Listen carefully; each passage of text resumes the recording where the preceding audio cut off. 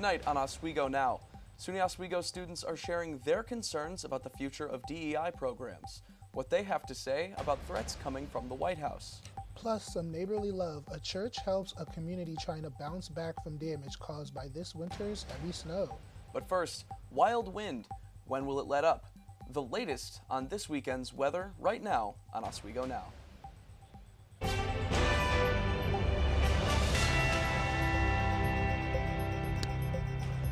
Good evening, I'm Riley Jones.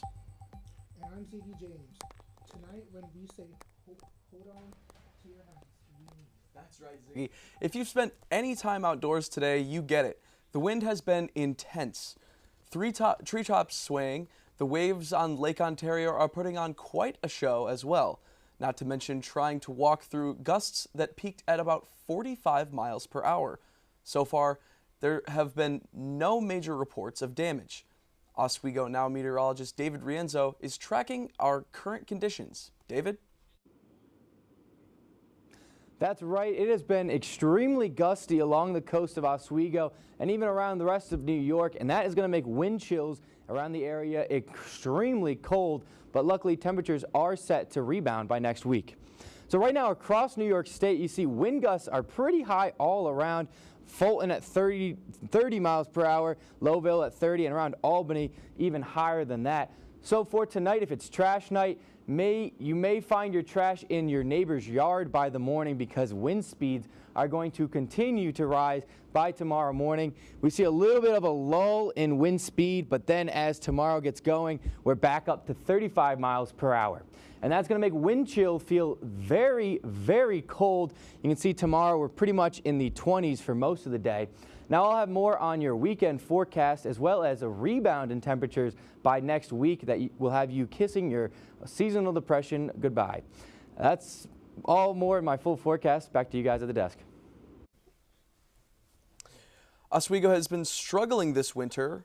Rough winds today, but just a couple weeks ago, it was heavy snow that caused roofs to collapse on dozens of homes and businesses.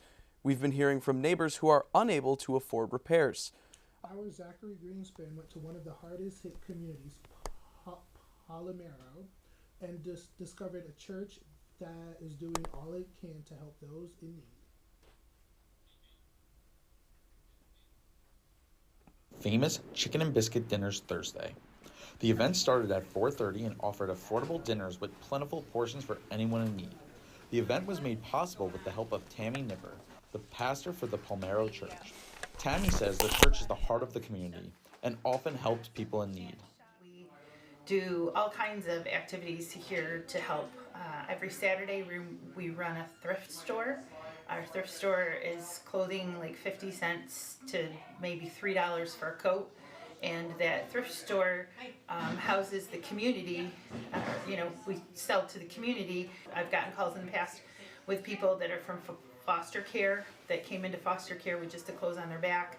We tell them to come here and they can get clothes and shoes and anything that they need. While providing extremely affordable clothing to the less fortunate, the church also makes all the food themselves in the kitchen. This allows them to fund future fundraisers, allowing them to help more people. Tammy says these fundraisers are important. The fundraisers help because you can only ask people to support so much. We have a very active congregation, but we can't ask those people to continuously give more and more and more. They're giving up their time, they're giving up their efforts, they're giving up their gifts. And so fundraisers are an opportunity for the community to come in and be able to support us and help us and fund us. By supporting events like the Chicken and Biscuit Dinner, the church is able to give much more back to the community. Zachary Greenspan, Oswego Now. Now, it won't be long before we're talking about more spring-like weather, and that can include thunderstorms. And with thunder comes lightning, and on the SUNY Oswego campus, there's a team studying a lightning-related phenomenon unique to our region. Our Madeline Cummings has the team's groundbreaking discoveries. Madeline? Thanks, guys. SUNY Oswego is making historic discoveries about the correlation of wind turbines and lake effect lightning. The student faculty team is working on a project titled Lake Effect Electrification and the Impacts of Wind Turbines on Electrification East of Lake Ontario, otherwise known as Project Lee. The team's main discovery was that the addition of wind turbines around Lake Ontario has caused changes to both the frequency and location of lightning strikes during lake effect storms. Project Lee has earned over $1 million from the National Science Foundation to fund this study, as well as pay student researchers. The student research team includes Oswego Junior Sarah Griskevich, who is alongside me today. Sarah, how are you doing today? I'm doing great. And can you start by telling me a little bit about your involvement in Project Lee? Yeah, so I was one of the undergraduate students involved with the data collection portion of Lee, basically out in the field, launching instrumentation and getting that data for the data analysis portion of the campaign. Great, Sarah. And what benefits has your team's discoveries made to the scientific community? There's been a lot of progress in better understanding lake effect storms and their contribution to lightning analysis, pretty much. In that aspect, there's been a publication that was recently released into the recent findings of Lee over the past year or so, 2 years. So it's gathered some groundbreaking research into the field so far. It's been, very progressive in that aspect. And do you have a favorite experience working on the project?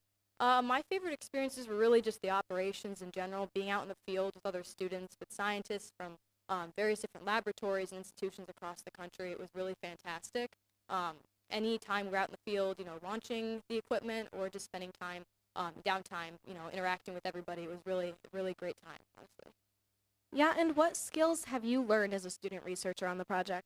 I learned a lot of skills that have benefited my critical thinking skills, my data analysis skills, not only that, but my communication as well. Being able to talk with others in the communities. We've done some outreach before with the campaign. So being able to get out and communicate things that have been happening with the project has been great. And anything in the realm of scientific discovery, pretty much with data analysis, like I mentioned, and anything like that. Yeah, and what are your hopes for the future of this project? I really hope to see more publications come out of this study. I know a lot of students have been doing work with Dr. Steiger on the data that was collected years ago. So I hope to see more presentations and publications come out of this study. Great, Sarah. Thank you so much, and good luck in all of your future research. Now let's head back to Riley and Ziggy in the studio. Thanks, Madeline, and thank you, Sarah. In its first months, the Trump administration has announced a number of cuts to federal programs. This includes an almost 50% reduction to the Office of National Marine Sanctuaries. This poses a possible threat to the Lake Ontario National Marine Sanctuary.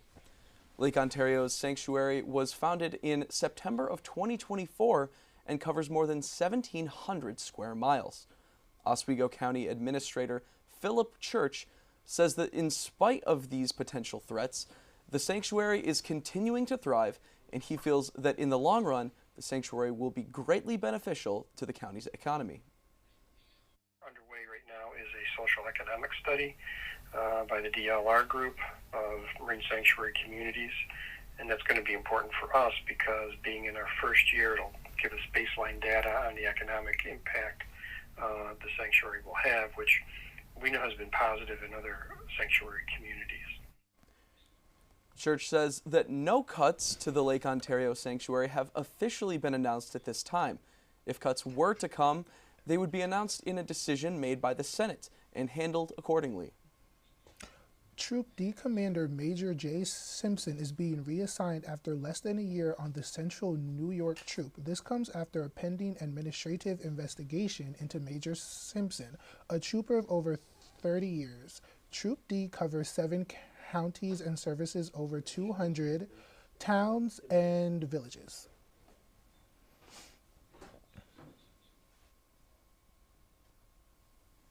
The 10th annual Outrun Autism 5K is tomorrow. Oswego Now reporter Casey DeSalle has more details on how you can join the race and raise awareness for autism.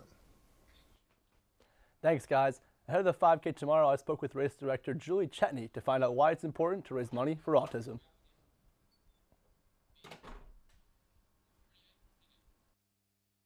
The Outrun Autism 5K started back in 2013 and has been a great success year in and year out. The first race had a little over 100 participants, and this year they're hoping to surpass 300 for the first time in the race's history. Race director Julie Chetney says seeing the community come out and support the race is really rewarding. It's really makes my heart smile, to be honest with you. It makes me feel really happy and proud, and I'm kind of in awe at times at how much awareness has come to our community. The press box will provide warm food and beverages for the racers before and after the race. It's also the starting point of the race before they head down to Fort Ontario and move back and finish right here. Cheney was involved in the origin of the race and says it was started because there wasn't any other races that raised money for autism. I would usually pick runs to run that for causes that I was interested in, and I didn't really know or couldn't find one in the Syracuse area. I would have ran it if there was one. And then I just said, well, why don't we just have one here? The race has raised an average of $5,000 per year, but this year they're closing in on $10,000. One organization that is in support of the event is the Arc of Oswego County. Jeff Wigan, the business and community relations for the Arc of Oswego County, says it's great how the community rallies around events like the 5K. You know, the fact that the community is, you look at the list of sponsors that have come up to do this. It's great. The Arc of Oswego County is an organization that provides services and training for children and adults who have intellectual and developmental disabilities. The Arc of Oswego County is understaffed right now, but you can volunteer to help out at arcofoswegocounty.org. The 5K begins at 9 a.m. tomorrow. If you miss online signups, you can still get in on the action by signing up at the event. That's all for my report. Now back to the desk. Thanks, Casey. Boom! There was a huge lightning storm in Oswego the other night. Did you hear it? I did, and I'm sure our meteorologist David Rienzo did too. David? Thanks, guys. Right now in Oswego, it is 33 degrees, and that wind is really the main driver coming out of the west at 17 miles per hour, but the wind gusts are coming out at 38 miles per hour. You can see across the state, we're seeing very similar conditions. Albany, even stronger, around 37 miles per hour, and the Adirondacks and North Country, a little bit stronger, but out in western New York, we're seeing a little bit less strong wind chills, and that'll come to us in just a few hours as we see a little bit of a dip overnight and then back up tomorrow. So I'll have more information on some wind chills and as well as your weather next week in my full forecast. But first, back to you guys at the desk. Back to the break. I never knew when I would have to move, so I always had my suitcase ready to go. Then one day I was adopted. My new parents opened their hearts and home to me. My parents cook my favorite breakfast for me every morning. My parents take me on trips I never thought I would go on. They gave me a home and an even better reason to use that suitcase. My parents aren't perfect, but they're perfect for me. I felt accomplished after I got my diploma. Made me feel that I could take on whatever challenges life throws at you. Find free adult education classes near you at finishyourdiploma.org. I want to eat apples and bananas. I need to eat apples and bananas. Why can't I eat apples and bananas? Support the Feeding America nationwide network of food banks to help provide meals to those in need. Join us at feedingamerica.org.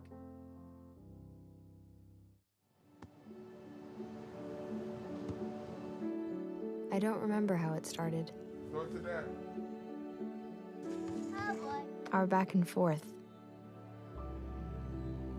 It always came back. Dad! You probably don't remember what you told me, That was perfect. but I heard every word.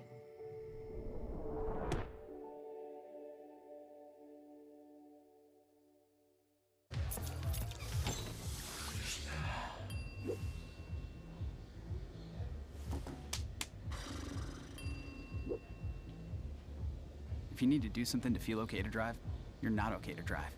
Don't drive buzzed.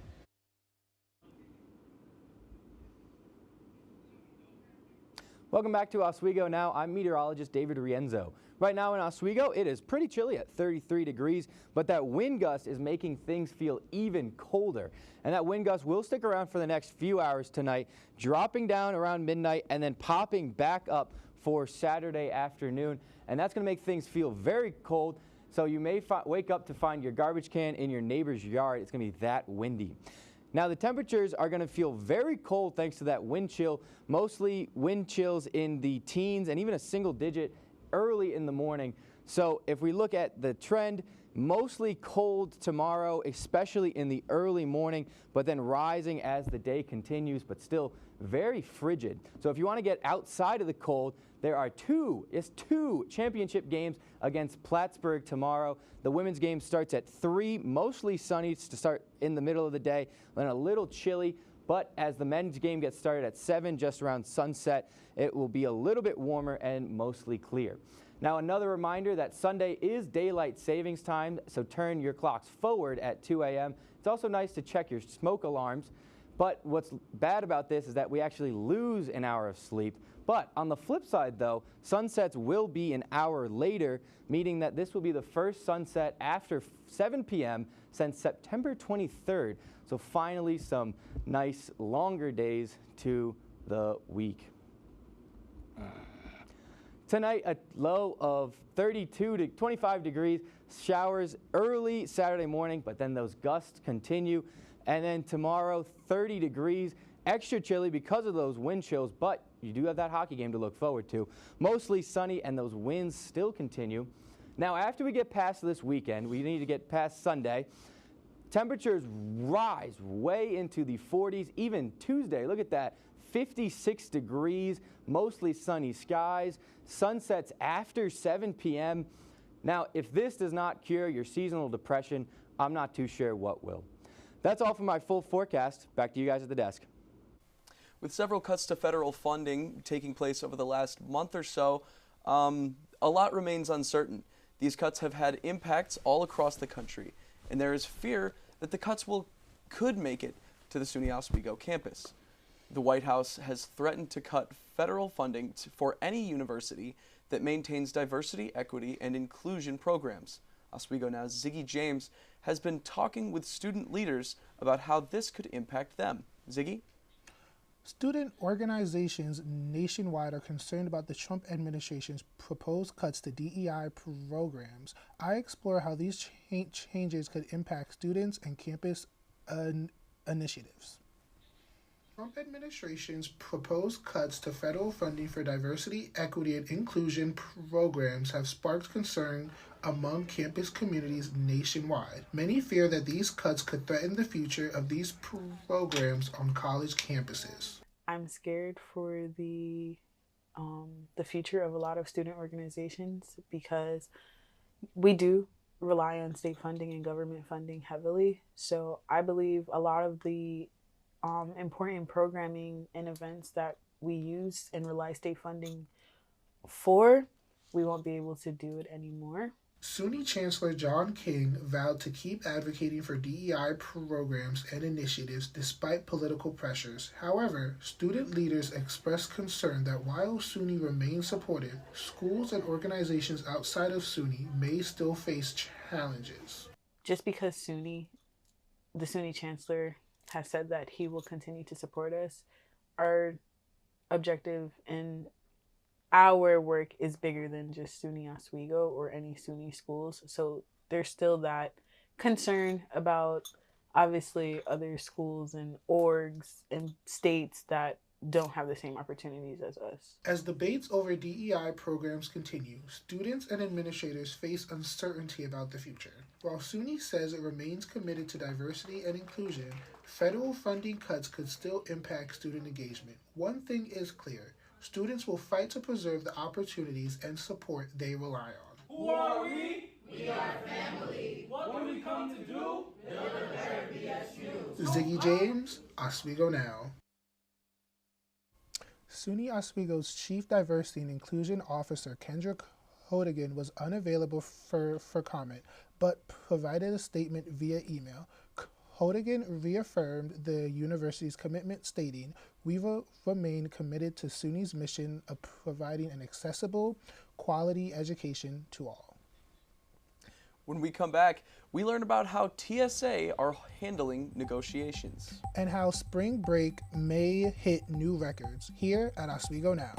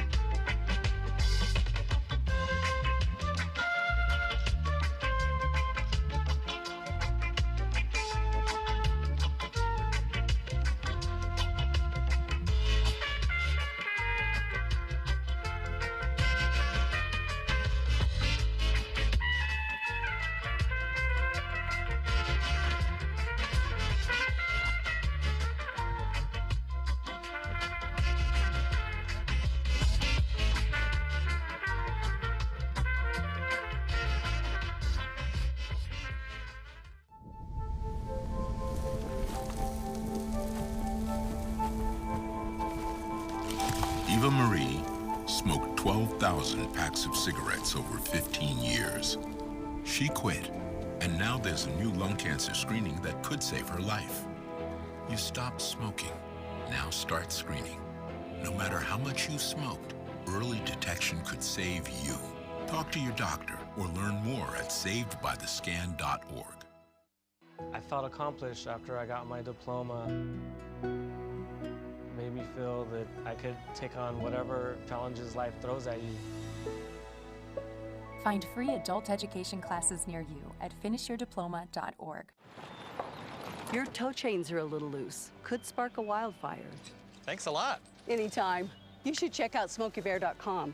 They've got a bunch of tips on wildfire prevention. Only you can prevent wildfires. Welcome back to Oswego Now.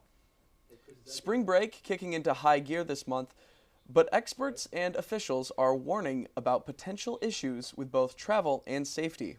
Ryan Abell reports on what you need to know before you book that trip. Spring break travel expected to break records again. We are seeing that travelers are flocking to warmer destinations. AAA says 3 of the top 4 destinations in the U.S. are in Florida, including Fort Lauderdale and Miami. If you plan on hitting the beach there, local leaders have a message for you. Worst spring break ever.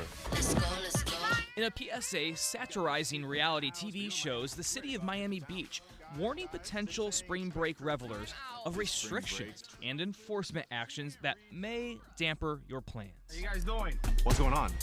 You're drinking in public, that's not allowed. This speaker, that's not allowed. Rule after rule after rule. Expensive parking, curfews, DUI checkpoints, and a heavy police presence are highlighted.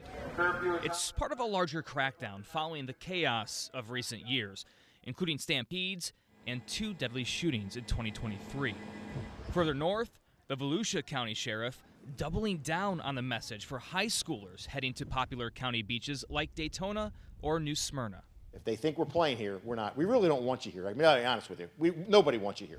There's also warnings for international travelers heading to popular destinations like Mexico.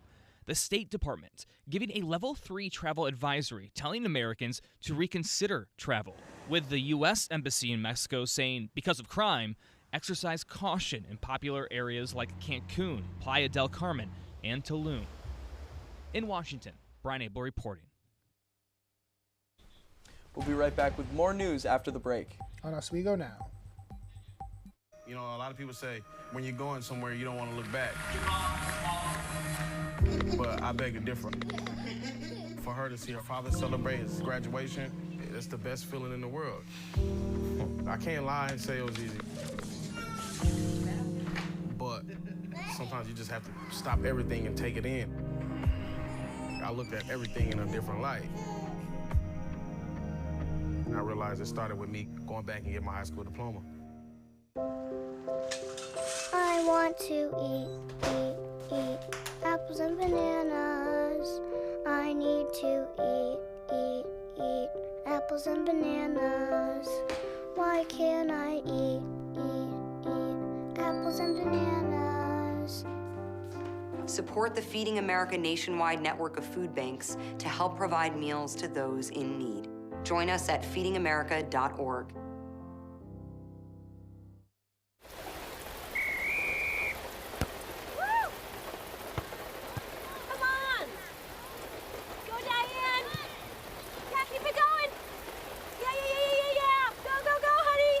If you love them enough to drive an hour to cheer them on as they get beat 11-0 in the rain, then surely you'll check nhtsa.gov/the right seat to make sure they're correctly buckled in the back seat. Throw that ball, Diane. Woo! You got this. I felt accomplished after I got my diploma. Made me feel that I could take on whatever challenges life throws at you. Find free adult education classes near you at finishyourdiploma.org. When it comes to making plans, you are the best. The same way you plan each detail for those moments, start planning to protect you and your loved ones from a natural disaster. Protecting your family is the best plan you can make. Welcome back to Oswego Now. I'm your sports anchor, Alex Brummer. The Oswego Athletics Department have announced the Student Athletes of the Month are Jana LaFerry and on the women's swim and dive team, and Brandon Cohen on the men's hockey team. LaFerrier earned gold at the SUNYAC Championship in the 100 freestyle in 52.46 seconds and finished second in the 50 freestyle in 24.11 seconds and in the 200 freestyle in 1 minute and 57 seconds. Brandon Cohen had an incredible month, scoring 8 goals and 2 assists, and as a freshman, he was named to the All-Rookie team in SUNYAC. Phoenix High School sophomore Lexis Bonney has been named Athlete of the Week as she continues to rise in girls wrestling. In the girls wrestling, in the 107-pound weight class, Bonnie got first place in Section 3 girls state qualifier and got third place in the state championships at MVP Arena in Albany. Bonnie ended her sophomore year with a career record of 61-6 with 44 pins and 9 technical falls. Oswego High School senior Danny Dunn has qualified for the New York State High School Indoor Track and Field Championships. Dunn will be racing the 600-meter run Saturday at the Ocean Breeze Athletic Complex in Staten Island. Other Oswego County athletes that will make an appearance are Pulaski senior Nora Tai in weight throwing and Phoenix senior Julia Spates in high jump. The SUNY Oswego men's basketball team had 3 players named to the SUNYAC All-Conference team this season, including a historic achievement for one standout freshman. The SUNY Oswego men's basketball team had 3 players named to the SUNYAC All-Conference teams this season, including a historic achievement from one standout freshman. The SUNYAC released its 2025 All-Conference selections and 3 Lakers earned recognition. Freshman Deacon Judd made history being named both SUNYAC Rookie of the Year and Player of the Year. Judd was also selected to the first-team All-Conference leading Oswego with 13 points, 6.7 rebounds per game while shooting 47% from the field. I think going into the season, I got pushed around a lot. You know, being like the freshman, you know, I couldn't box out on anyone. I was getting my shot blocked 5-6 times a practice. You know, I think the biggest thing was like learning how to play with like my body, like using my body to my strength. So I think that is definitely what I improved on over the years. Meanwhile, graduate student Xavier Allen earned a spot on the third-team All-Conference. Allen averaged 9.8 points and 3.7 assists per game, with his best performance coming in a 24-point game against SUNY Brockport. Senior Aki Anderson also made the third team, marking his second straight season as an All-Conference selection. Anderson put up 9.2 points and 3.8 assists per game, shooting 43% from the field. The three biggest lessons probably would be always staying together as a team, always working hard, and always having each other's backs probably. The Lakers season came to an end in the SUNYAC semifinals against Cortland, but these 3 players left a remarkable impact on the program. I'm Jaden Archie, Oswego Now. That's all for sports. Back to you guys at the desk. Thanks, Alex. And speaking of sports, Ziggy, are you excited for the hockey game tomorrow? I am. I hear it's a whiteout game. We have 2, right? It's going to be great. But unfortunately, that's going to be all the time we have. Have a good night, Oswego. See ya.